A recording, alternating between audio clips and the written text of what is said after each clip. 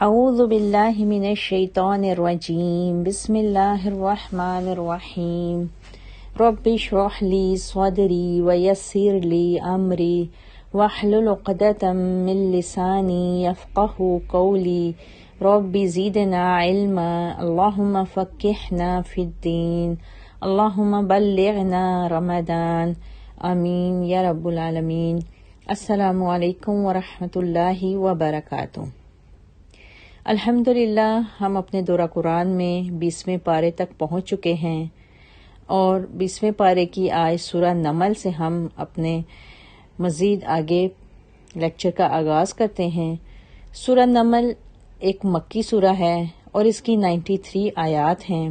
اس کا مرکزی مضمون رسول اللہ صلی اللہ علیہ وآلہ وسلم کی قرآنی دعوت جو کہ توحید اور آخرت پر مبنی ہے، اس کو قبول کر کے اسلام لانے کی دعوت دی گئی ہے۔ مزید اس کا مضمون یہ ہے کہ اقتدار کو دعوت توحید کے لیے استعمال کیا جانا چاہیے۔ یہ مسلمانوں کو خاص طور پر اس میں تاکید کی گئی ہے۔ اس کا زمانہ نزول سورۃ شورى کے بعد رسول اللہ صلی اللہ علیہ وآلہ وسلم کے قیام مکہ کے تیسرے دور میں نازل ہوئی، یعنی 6 سے 10 نبوی تک، جب شک و ریب کے ساتھ رسول اللہ صلی اللہ علیہ وآلہ وسلم پر ساحر ہونے کا الزام عائد کیا جا رہا تھا، اور جب مکے کی بت پرست قریشی قیادت کو یمن کی سلطنت سبا کی ملکہ کے قبول اسلام سے عبرت حاصل کرنے کا مشورہ دیا گیا۔ یہ ملکہ سبا جس کا نام تھا، جو اسلام لانے سے پہلے سورج کی پوجا کیا کرتی تھی۔ سورہ نمل کی شروع کی 6 آیات میں مومنین اور کافرین کی صفات بیان کر کے قرآن کا تعارف دیا گیا ہے۔ کہا گیا ہے کہ طاسین، یہ قرآن اور کتاب مبین کی آیات ہیں جو کہ مومنین کے لیے ہدایت اور بشارت ہیں۔ ہدی و بشری للمؤمنین، مومنین نماز قائم کرتے ہیں، زکوٰۃ دیتے ہیں، آخرت پر یقین رکھتے ہیں۔ آخرت کو نہ ماننے والوں کے لیے ان کے اعمال کو خوشنما بنا دیا گیا ہے، جو کہ اندھے ہیں، بھٹکے ہوئے ہیں، اور ان کے لیے پھر بہت بری سزا کیا بتائی گئی، اور آخرت کا خسارہ بتایا گیا کہ ان کی آخرت میں صرف اور صرف سزا جو ہے وہ جہنم ہے۔ رسول اللہ صلی اللہ علیہ وآلہ وسلم کو بتایا گیا کہ آپ صلی اللہ علیہ وآلہ وسلم یہ قرآن علیم و حکیم ہستی کی طرف سے حاصل کر رہے ہیں۔ وَإِنَّكَ لَتُلَقَّى الْقُرْآنَ مِن لَّدُنْ حَكِيمٍ عَلِيمٍ۔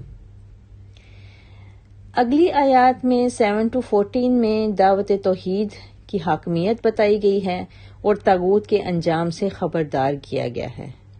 طاغوت یعنی شیطانی قوتیں۔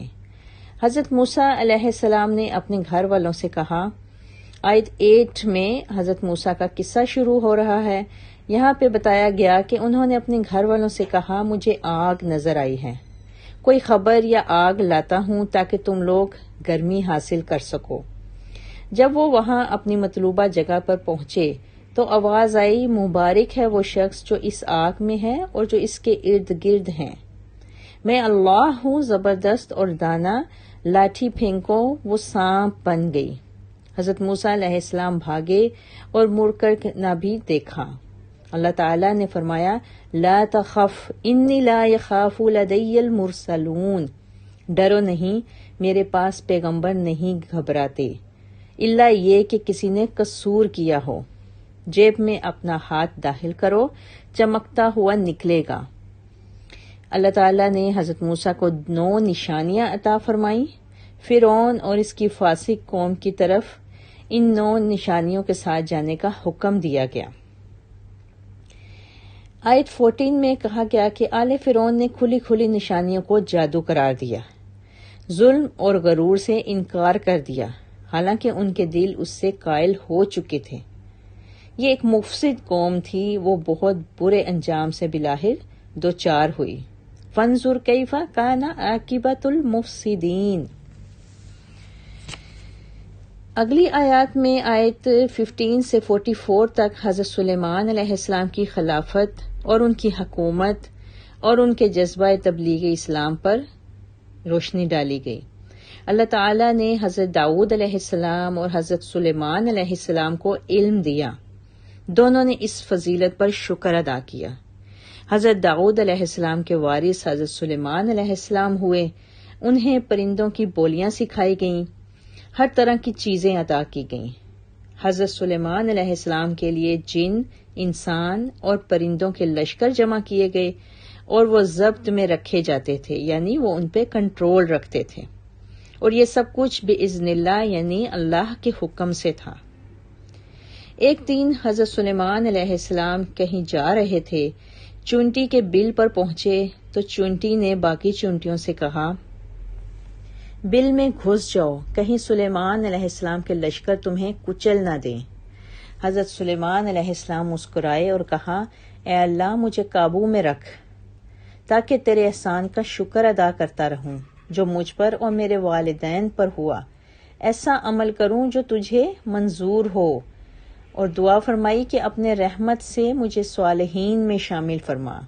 یہاں پر آیت 19 میں حضرت سلیمان علیہ السلام کی بہت پیاری دعا ہے، ان اشکر نعمتک التی انعمت علی وعلی والدی وان اعمل صالحا ترضاہ وادخلنی برحمتک فی عبادک الصالحین۔ اس دعا کو ضرور یاد کریں۔ حضرت سلیمان علیہ السلام نے پرندوں کا جائزہ لیا اور جو ان کا ایک جاسوس پرندہ جسے ہدہد کہا جاتا ہے اس کو غائب پایا۔ فرمایا میں اس کو سخت سزا دوں گا اگر اس نے اپنے غائب ہونے کی کوئی معقول وجہ نہ بتائی۔ ہدہد حاضر ہوا اور اس نے کہا، میں نے یمن کی قوم سبا کے متعلق وہ معلومات حاصل کی ہیں جو آپ کے علم میں نہیں۔ حضرت سلیمان علیہ السلام کے پاس بھی علم غیب نہیں تھا۔ ہدہد نے بتایا کہ وہاں ایک عورت حکمران ہے، ہر قسم کے سر و سامان اور تخت کی مالک ہے، اور وہ اور اس کی قوم سورج کو سجدہ کرتی ہے اور راہ سے بھٹکی ہوئی ہے، اور عرش عظیم تو صرف اللہ کا ہے۔ در حقیقت عرش عظیم کا مالک تو اللہ تعالی ہے جس کے سوا کوئی الہ نہیں۔ حضرت سلیمان علیہ السلام نے ہدہد سے کہا، دیکھتے ہیں کہ تم نے سچ کہا یا نہیں، یعنی وہ اپنے دوسرے ذرائع سے اس کی تصدیق کرنا چاہتے تھے۔ یہ میرا خط لے جاؤ اور انجان طریقے سے ان کے آگے ڈال دو، پھر ان کا رد عمل دیکھو۔ خط میں اسلام قبول کرنے کی دعوت تھی۔ یہ خط سلیمان علیہ السلام کی طرف سے ہے۔ بسم اللہ سے آغاز ہوا، انہ من سلیمان وانہ بسم اللہ الرحمن الرحیم۔ یہاں پہ سورہ نمل کی آیت 30 میں بسم اللہ پوری لکھی گئی ہے۔ اس طرح سے قرآن کی صورتوں کے مطابق بسم اللہ کی تعداد مکمل ہو جاتی ہے، جو کہ سورہ توبہ سے پہلے بسم اللہ نہ لکھنے کی وجہ سے کم تھی۔ آیت 31 میں کہا گیا، مجھ پر بالادستی نہ جتاؤ اور مسلم ہو کر حاضر ہو جاؤ۔ یہ اس خط کا مضمون تھا۔ ملکہ سبا نے سرداران قوم سے مشورہ مانگا۔ انہوں نے کہا، ہم طاقتور ہیں لیکن فیصلہ آپ کے ہاتھ میں ہے۔ ملکہ نے کہا، بادشاہ جب کسی ملک میں گھس آتے ہیں تو اسے خراب کرتے ہیں اور عزت والوں کو ذلیل کرتے ہیں۔ میں ایک تحفہ بھیج کر دیکھتی ہوں۔ حضرت سلیمان علیہ السلام نے کہا، مال سے میری مدد کرنا چاہتی ہو؟ میرے پاس اللہ کا دیا ہوا بہت ہے، تمہارا تحفہ تمہیں مبارک ہو، بل انتم بہدیتکم تفرحون۔ یہ تحفہ واپس کرو۔ حضرت سلیمان علیہ السلام نے دھمکی دی، ہم ایسے لشکر لے آئیں گے جس کا وہ مقابلہ نہیں کر سکیں گے۔ درباریوں سے پوچھا، کون ملکہ سبا کا تخت لاتا ہے؟ ایک عفریت جن نے کہا، میں قوی اور امین ہوں، اس سے پہلے کہ آپ اپنی جگہ سے اٹھے میں اسے لا سکتا ہوں۔ لیکن ایک دوسرے صاحب علم کتاب عفریت جن نے کہا، میں پلک جھپکنے سے پہلے لے آتا ہوں۔ عرش یعنی تحت یمن سے فوراً فلسطین لایا گیا۔ حضرت سلیمان علیہ السلام نے اللہ کا شکر ادا کیا اور فرمایا یہ میرے لیے شکر اور ناشکری کا امتحان ہے۔ ھذا من فضل ربی لیبلونی اشکر ام اکفر۔ ملکہ سبا یمن سے فلسطین آئی، حضرت سلیمان علیہ السلام کے محل میں داخل ہوئی، شیشے کے فرش کو پانی کا حوض سمجھ کر پائنچے چڑھا لیے۔ بلاخر سورج کی پرستش کرنے والی یہ ملکہ سبا اپنے شرک و ظلم کا اقرار کر کے مسلمان ہو جاتی ہے۔ اس کے بعد آیات 45 سے 53 تک حضرت صالح علیہ السلام اور ان کی قوم سمود کا تذکرہ ہے اور ان کے ظلم کے انجام پر روشنی ڈالی گئی ہے۔ قوم سمود کے پاس حضرت صالح علیہ السلام بھیجے گئے، دعوت توحید دی، اختلاف ہوا، 2 گروہ بن گئے۔ حضرت صالح علیہ السلام نے کہا استغفار کیوں نہیں کرتے، رحم نازل ہوگا۔ جواب ملا ہم نے تم کو بدشگونی کا نشان پایا ہے۔ اس شہر میں 9 جتھے دار فسادی لیڈر تھے جنہیں اصلاح سے کوئی دلچسپی نہ تھی۔ انہوں نے باہم قسم کھائی کہ حضرت صالح علیہ السلام اور ان کے گھر والوں پر شب خون ماریں گے، ان کے وارثوں سے کہہ دیں گے ہم موقع واردات پر موجود ہی نہ تھے۔ انہوں نے چال چلی، لیکن اللہ کی چال اپنی ہوتی ہے، سب کو تباہ کر دیا۔ اللہ تعالیٰ نے ان کو عبرت کا نشان بنا دیا۔ وَمَكَرُوا مَكْرًا وَمَكَرْنَا مَكْرًا وَهُمْ لَا يَشْعُرُونَ۔ قوم سمود کو ہلاک کر دیا گیا اور حضرت صالح علیہ السلام اور اہل ایمان متقین کو بچا لیا گیا۔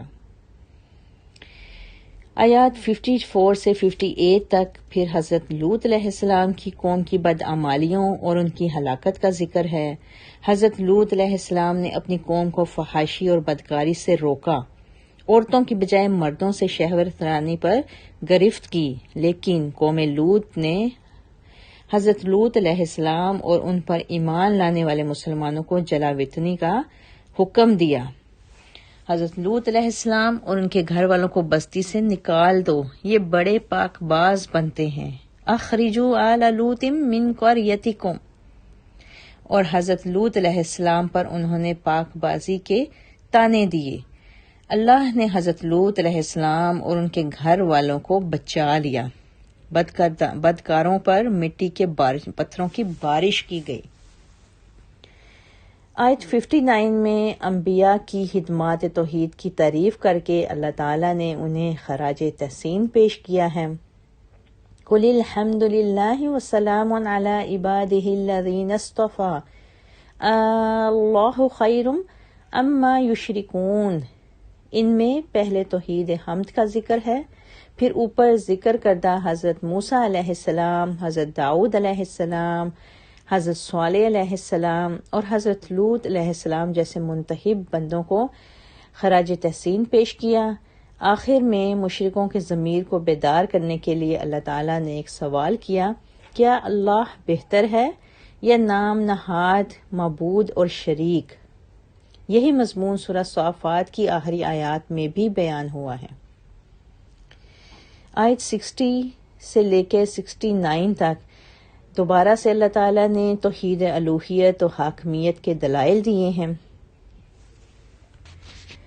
اور آخر میں سورہ کے آخر میں آیت 70 سے 93 تک رسول اللہ صلی اللہ علیہ وآلہ وسلم کو تسلی دے کر قیامت کے مناظر بیان کیے گئے ہیں اور شرک کے انجام سے خبردار کیا گیا ہے۔ اور آیت 76 میں کہا گیا ان ھذا القرآن یقص، مومنین کے لیے یہ قرآن ہدایت اور رحمت ہے، وَإِنَّهُ لَهُدًى وَرَحْمَةٌ لِّلْمُؤْمِنِينَ۔ رسول اللہ صلی اللہ علیہ وآلہ وسلم کو اللہ پر ہی بھروسہ اور توکل کرنے کا حکم دیا گیا کہ مشرکین دعوت قرآن کے سلسلے میں مردہ ہیں، بہرے ہیں، اندھے ہیں۔ ظاہر ہے آپ صلی اللہ علیہ وآلہ وسلم مردوں کو نہیں سنا سکتے، بھاگنے والے بہروں کو نہیں سنا سکتے، نہ اندھوں کو راستہ دکھا سکتے ہیں، بلکہ اہل ایمان فرما برداروں کو قرآن سنا سکتے ہیں جو اس آخری ہدایت پر توجہ دینے کے لیے ہر دم تیار ہیں۔ پھر یہاں پر قرب قیامت کی تیسری نشانی بتائی گئی آیت 82 میں کہ پہلی نشانی حضرت عیسیٰ علیہ السلام کا نزول، دوسری نشانی یاجوج ماجوج کا ظہور، اور جب قیامت واقع ہوگی تو اللہ تعالیٰ زمین سے ایک ایسا دابہ یعنی جانور پیدا کرے گا جو لوگوں سے بات چیت کرے گا۔ قیامت کے دن آیات کی تکذیب کرنے والوں کو فوج در فوج منظم طور پر گھیر لیا جائے گا۔ مزید بتایا گیا قیامت کے دن سب سے پہلے ایک سور پھونکا جائے گا جو زمین و آسمان کے مکینوں پر گھبراہٹ طاری کر دے گا۔ کافر اوندھے منہ آگ میں جھونکے جائیں گے اور نیک لوگ قیامت کے دن ہر قسم کی گھبراہٹ سے محفوظ ہوں گے۔ اور آخر میں رسول اللہ صلی اللہ علیہ وآلہ وسلم کو کچھ باتوں کا اعلان کا حکم دیا گیا، اور وہ باتیں کیا تھیں؟ مجھے بلد حرام کے رب کی بندگی کا حکم دیا گیا ہے، مجھے مسلم بننے کا حکم دیا گیا۔ اے محمد صلی اللہ علیہ وسلم قرآن سناتے جائیے۔ پھر کہا گیا میں تو صرف خبردار کرنے والا ہوں، اسی کی حمد ہے۔ جلد اللہ تعالیٰ ایسی علامات ظاہر کرے گا کہ لوگ حق کی معرفت حاصل کر لیں گے۔ کافروں کو دھمکی دی گئی کہ اللہ تعالیٰ ان کے کرتوتوں سے بے خبر نہیں ہے۔ اللہم اجرنا من النار۔ سورۃ القصص یہ مکی سورہ ہے اور اس میں 88 آیات ہیں۔ اس کے مرکزی مضمون میں بتایا گیا کہ زمین پر فساد کرنے سے بچو ورنہ فرعون اور قارون جیسا انجام ہوگا۔ اس کا زمانہ نزول سورۃ نمل کے بعد رسول اللہ صلی اللہ علیہ وآلہ وسلم کے قیام مکہ کے تیسرے دور میں نازل ہوئی، جب قریشی قیادت کو فرعون، حامان اور قارون کے انجام سے عبرت حاصل کرنے کا مشورہ دیا گیا اور رسول اللہ صلی اللہ علیہ وآلہ وسلم کو قریش کے مجرمین کا مددگار بننے سے روک دیا گیا۔ اور آیت 56 جو تھی وہ رجب 10 نبوی میں نازل ہوئی جب حضرت ابو طالب کے انتقال ہوا۔ اس سورہ کے آغاز میں ہی حضرت موسیٰ علیہ السلام اور فرعون کا قصہ منوعاً بیان کیا گیا ہے اور فرعون کے خلاف فرد جرم عائد کی گئی ہے۔ فرعون ایک متکبر اور سرکش حکمران تھا، زمین پر بہت بڑا بنتا تھا۔ فرعون اپنے شہریوں کو تقسیم کرتا تھا اور فرعون نسل پرست تھا۔ فرعون ایک نسل کش حکمران تھا، لڑکوں کو ہلاک کر کے لڑکیوں کو چھوڑ دیتا تھا اور ایک فسادی حکمران تھا۔ لیکن اللہ تعالیٰ کی منصوبہ بندی یہ تھی کہ مظلوم اور ضعیف بنی اسرائیل پر احسان کیا جائے اور دنیا کی امامت ان کے سپرد کی جائے۔ چنانچہ حضرت موسیٰ علیہ السلام کے 300 سال بعد حضرت طالوت علیہ السلام، حضرت داؤد علیہ السلام اور حضرت سلیمان علیہ السلام کو حکومت عطا کی گئی اور اس خاندان میں بڑے بڑے انبیاء اور رسول پیدا کیے گئے جو توحید کی میراث کے علمبردار تھے۔ آیت 7 سے 13 تک حضرت موسیٰ کے بچپن کی داستان بتائی گئی۔ حضرت موسیٰ علیہ السلام کی والدہ پر اللہ تعالیٰ نے وحی کی کہ بچے کی پیدائش کے فوراً بعد اسے دودھ پلا کر دریا کی موجوں کے حوالے کر دیا جائے اور یہ تسلی بھی دی کہ یہ لڑکا تمہاری گود میں لوٹا دیا جائے گا۔ دریا کی موجوں نے بچے کو فرعون کے محل تک پہنچا دیا۔ فرعون کی بیوی نے بچے کے قتل سے روک دیا اور محل کی عورتوں کو دودھ پلانے کا حکم دیا، لیکن حضرت موسیٰ علیہ السلام کسی اور خاتون کا دودھ ہی نہیں پیتے تھے۔ اس طرح انہیں دوبارہ اپنی ماں کے پاس پہنچا دیا گیا۔ فرعون کے محل والے اس حقیقت سے بے خبر تھے کہ یہی نومولود مستقبل میں فرعون اور اس کے فوجی اقتدار کے لیے دشمن ثابت ہوگا اور ان کے رنج کا باعث بنے گا۔ آیات 14 سے 21 تک حضرت موسیٰ علیہ السلام کی جوانی کے واقعات بتائے گئے ہیں۔ جوانی کے ابتدائی ایام میں ان سے ایک نادانستہ قتل ہو گیا۔ حضرت موسیٰ علیہ السلام کو فوراً یہ احساس ہوا کہ یہ ایک شیطانی عمل ہے۔ انہوں نے فوراً استغفار کیا اور اللہ تعالیٰ نے بھی انہیں فوراً معاف کر دیا۔ قال رب انی ظلمت نفسی فاغفر لی فغفر له انہ هو الغفور الرحیم۔ اللہ تعالیٰ کی طرف سے مغفرت کی خوشخبری سننے کے بعد حضرت موسیٰ علیہ السلام نے احسان مندی کے اعتراف میں عہد کیا، آئندہ ہرگز کبھی مجرموں کا حمایتی نہیں بنوں گا۔ حکومت کے ایک آدمی نے حضرت موسیٰ علیہ السلام کو یہ اطلاع دی کہ حکمران ان کے قتل کی سازش کر رہے ہیں، چنانچہ حضرت موسیٰ علیہ السلام نے مصر سے مدین کی طرف ہجرت کی۔ آیت 22 سے 28 میں حضرت موسیٰ علیہ السلام کی 10 سالہ مدینی زندگی کے واقعات بتائے گئے ہیں۔ یہاں حضرت موسیٰ علیہ السلام کی فطری قائدانہ صلاحیتوں کے متعلق بتایا گیا۔ مدین پہنچ کر انہوں نے محض اللہ کی خوشنودی اور خدمت خلق کے جذبہ کے تحت 2 کمزور لڑکیوں کی مدد کی، ان کے جانوروں کو پانی پلایا، پھر ان دونوں سے بے نیاز ہو کر ایک سائے کی طرف رخ کر لیا، پھر ایک اجنبی مقام پر دیار غیر میں اللہ کے سامنے اپنے ہاتھ پھیلائے کہ اے میرے پالنے والے، جو بھی خیر تو میرے لیے مقدر کر رکھا ہے میں اس کا محتاج ہوں۔ رب انی لما انزلت الی من خیر فقیر۔ ان کی دعا قبول ہوئی۔ انہی میں سے ایک لڑکی شرماتی ہوئی آئی، کہا میرے والد آپ کو مزدوری دینا چاہتے ہیں۔ حضرت موسیٰ علیہ السلام نے ان لڑکیوں کے والد کو مصر کے حالات تفصیل سے بتائے اور بنی اسرائیل پر فرعون کے ظلم و ستم کی داستان سنائی۔ لڑکی کے والد نے کہا نجوت من القوم الظالمین۔ ان 2 لڑکیوں میں سے ایک ذہین لڑکی نے اپنے والد کو مشورہ دیا کہ حضرت موسیٰ علیہ السلام کو ملازم رکھ لیا جائے، اور اس کے لیے اپنی طرف سے 2 مضبوط دلیلیں بھی دیں کہ اچھے ملازم میں 2 بنیادی اوصاف کا ہونا ضروری ہے، نمبر 1 طاقت اور قوت، نمبر 2 امانت اور دیانت۔ لہٰذا ان آیات میں کہا گیا وہ حضرت موسیٰ علیہ السلام کی جرأت اور ان کے تقویٰ کے علاوہ ان کے تعلق باللہ کا مشاہدہ کر چکی تھیں۔ 8 یا 10 سال کی ملازمت پر ایک لڑکی سے ان کا نکاح ہو گیا۔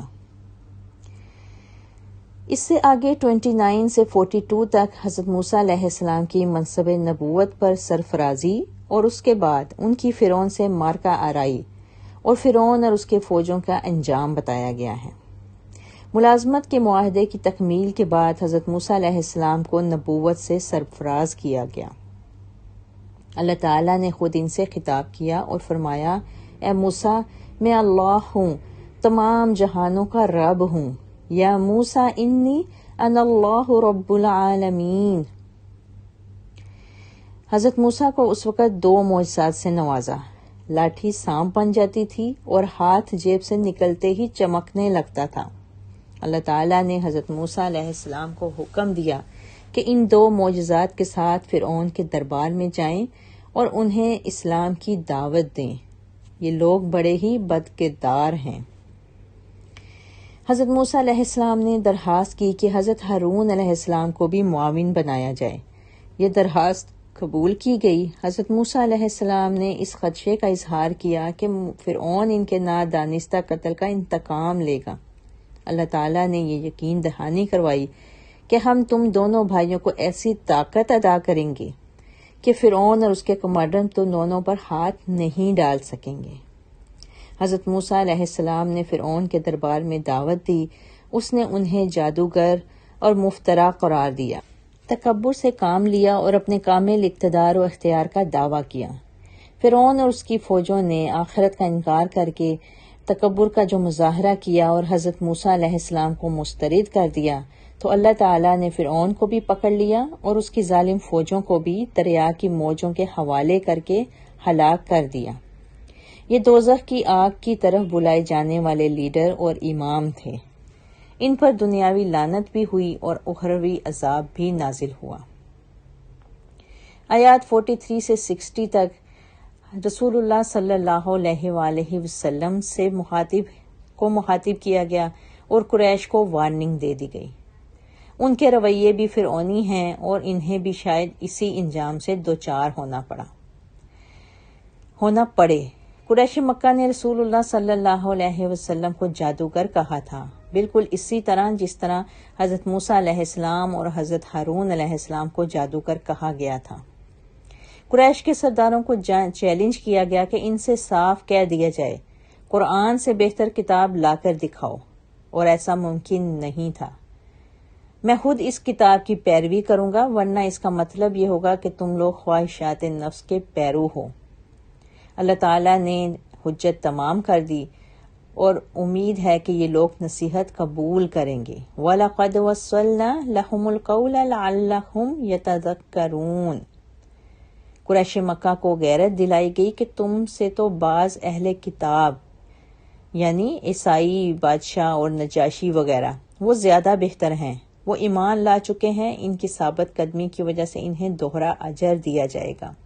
یہ لوگ برائی کو بھلائی سے دفع کرتے ہیں، لوگ باتوں سے اعراض کرتے ہیں۔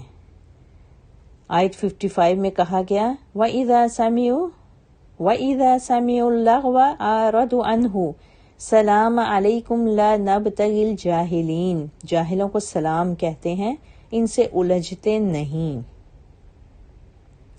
یہاں پر مشرکین کو احساس دلایا گیا کہ خانہ کعبہ کی وجہ سے اللہ تعالیٰ نے اس شہر کو ایک پرامن جائے قیام بنا دیا ہے، ہر قسم کے پھلوں اور رزق پہنچانے کا بندوبست کیا ہے، اور مشرکین کو دھمکی دی گئی کہ تم کس کھیت کی مولی ہو، تم سے پہلے کتنی ہی مغرور تہذیبیں اور مضبوط معیشتیں تباہ و برباد کر دی گئیں۔ آیات 76 سے 82 میں ایک موقع پرست سرمایہ دار قارون کی فرعون کی طاغوتی حکومت سے تعاون کی داستان بتائی گئی۔ قارون بنی اسرائیل میں سے تھا اور حضرت موسیٰ علیہ السلام کا چچا زاد بھائی تھا۔ موسیٰ علیہ السلام کے والد ہارون اور قارون کے والد یوسحر دونوں بھائی تھے اور قحط کی اولاد میں سے تھے، لیکن مفادات کی خاطر قارون فرعون اور اس کی آمرانہ طاقت سے جا ملا تھا۔ اس نے اپنی قوم کے خلاف بغاوت کی۔ قارون اس قدر دولت مند تھا کہ اس کے خزانوں کی کنجیاں بھی ایک طاقتور جماعت بمشکل ہی اٹھا سکتی تھی۔ قوم کے مخلص لوگوں نے قارون سے کہا کہ اسے اپنی دولت پر ناز نہیں کرنا چاہیے، اللہ تعالیٰ اترانے والوں کو پسند نہیں کرتا۔ لا تفرحوا ان اللہ لا يحب المفرحین۔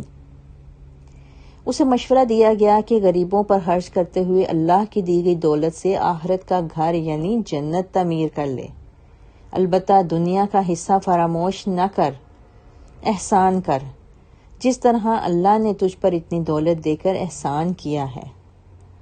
قارون بھی اپنے سردار فرعون کی طرح فسادی تھا، اسی لیے اسے زمین میں فساد کرنے سے منع کیا گیا۔ ان اللہ لا يحب المفسدین، اللہ مفسدوں کو پسند نہیں کرتا۔ لیکن قارون اپنی دولت کو اللہ کا احسان سمجھنے کے بجائے اپنے ذاتی علم کا نتیجہ سمجھتا تھا۔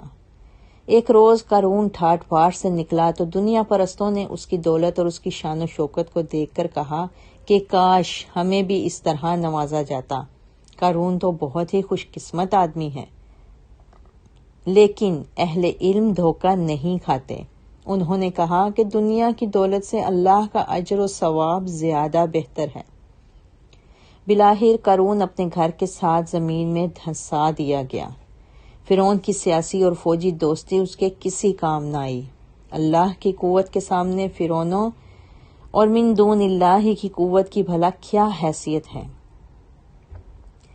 وہی لوگ جو کل تک قارون کی دولت پر رش کیا کرتے تھے، قارون کے زمین میں دھنسا دیے جانے کے بعد قارون کے انجام پر افسوس کرنے لگے۔